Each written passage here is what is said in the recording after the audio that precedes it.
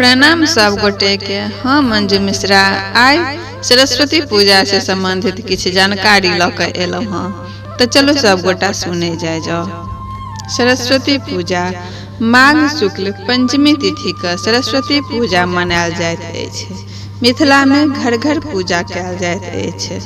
खास कऽ के विद्यालय, महाविद्यालय, पुस्तकालय और छात्रावास सब में यथा विभव अनुसार पूजा कयल जाइत अछि। आइ के दिन से वसंत के सेहो आगमन होइत अछि। आइ से बसंत राग यानी फाग गीत गायल जाइत अछि, जे फाल्गुन के पूर्णिमा तक चलैत अछि। आइ के दिन देवी देवता के अबीर सेहो चढ़ायल जाइत अछि। तखन मित्र मंडली में अबीर लगाबक सेहो विधान अछि। मिथिला में गृहस्थ लोकनि हरक पूजा कऽ कऽ ठाढ़ करैत छथि।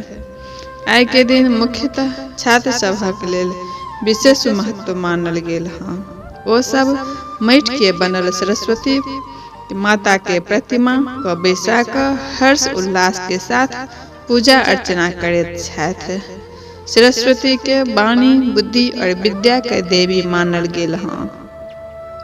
आइ के दिन विद्यार्थी जहिठाम पूजा करैत छथि, ओहिठाम अपन किताब, कॉपी और पेन राखैत छथि और विसर्जन भेला पर पढ़ैत छथि।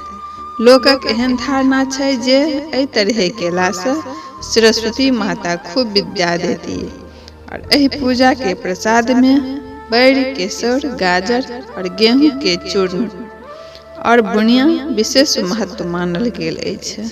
सरस्वती के देवी संगीत के देवी सेहो मानल गेल हँ। हिनका पूजा केला से वाणी, बुद्धि और विद्या में वृद्धि होइत अछि। एहि तरह सरस्वती पूजा मिथिलांचल में मनायल जाइत अछि। तो चलू, हमरा जानकारी में एतबे अछि। फिर मिलै छी अगला वीडियो में। तब तक जय मिथिला, जय मैथिली।